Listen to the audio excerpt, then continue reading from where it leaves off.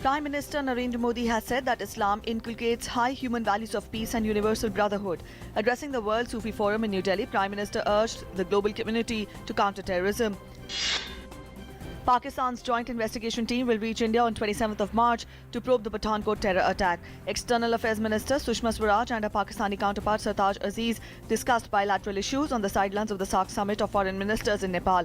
Both the leaders hope that Prime Minister Modi will meet his Pakistani counterpart on the sidelines of the Nuclear Security Summit this month end.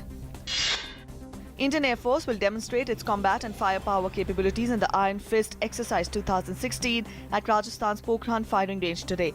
President Pranab Mukherjee and Prime Minister Narendra Modi will witness the exercise that would display IAF's glorious prowess and strength.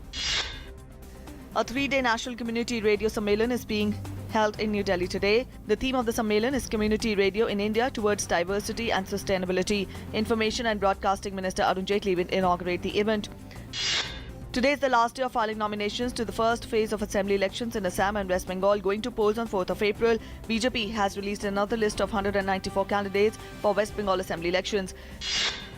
PDP chief Mehbooba Mufti has called on BJP President Amit Shah to discuss government formation in Jammu and Kashmir. This is the first official meeting at this level on resumption of alliance in the state presently under governor's rule.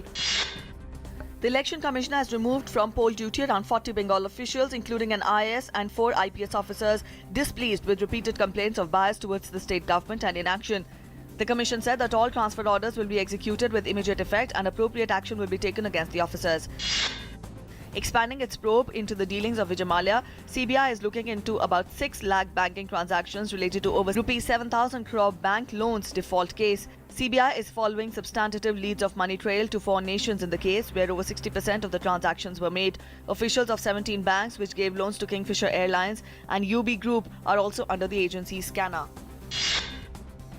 A Mumbai court has rejected Enforcement Directorate's plea for further custody of former Maharashtra Deputy Chief Minister Chhagan Bhujbal, arrested in a money laundering case, saying sufficient grounds were not made out for this.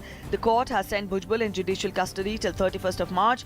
Bhujbal, arrested on 14th of March, will be lodged in a high-security Arthur Road jail now. In a reprieve to the lone convict Himayat Beg in 2010 German bakery blast in Pune, the Bombay High Court yesterday quashed the death sentence awarded to him. However, the court confirmed 35-year-old Beg's conviction and life sentence imposed on him for possession of explosives. Beg has been exonerated from other 9 charges.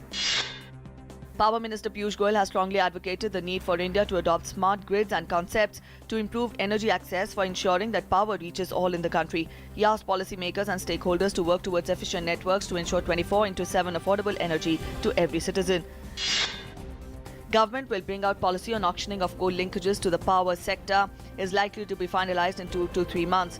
Coal and Power Minister Piyush Goyal said last month that the Cabinet Committee on Economic Affairs had approved allocation of coal linkages for non-regulated sector only through auction.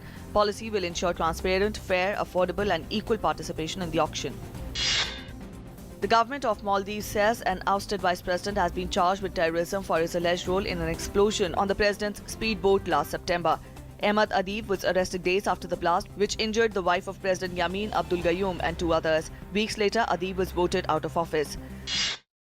European Union leaders have agreed to a joint position to put to Turkey in an attempt to reach a deal over the migrant crisis. The proposed deal would see all migrants travelling to Greece from Turkey sent back. In return, it is thought that the EU might offer Turkey financial aid and visa-free access to Schengen countries. Tilak Ratne Dilshan's half-century guided Sri Lanka to a 6-wicket win over Afghanistan in Kolkata's Eden Garden. In today's fixtures, South Africa will meet England, while Australia will lock horns with New Zealand.